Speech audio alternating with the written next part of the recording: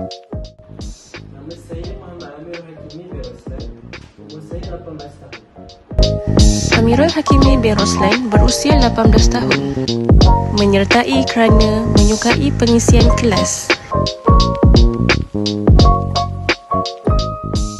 Boleh ceritakan manfaat yang anda peroleh daripada kelas kempen internet selamat? Boleh. Saya mendapat banyak manfaat daripada kempen internet selamat yang telah saya sertai. Melalui kempen ini, saya lebih sedar tentang kepentingan melindungi maklumat peribadi ketika menggunakan peranti dan melayari laman web.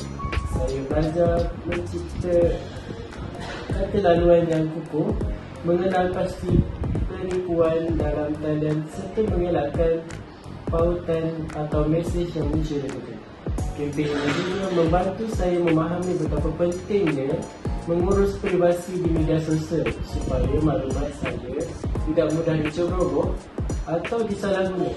Selain itu, saya berasa lebih yakin untuk menggunakan platform digital bagi pembelajaran, komunikasi dan urusan harian. Saya tahu untuk melindungi diri daripada ancaman cyber. Yang paling penting,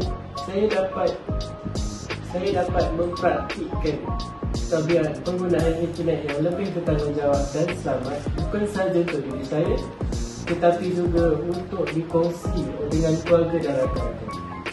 Saya berharap kempen internet selamat yang saya ikuti dapat terus membimbing saya menjadi pengguna digital yang lebih berdisiplin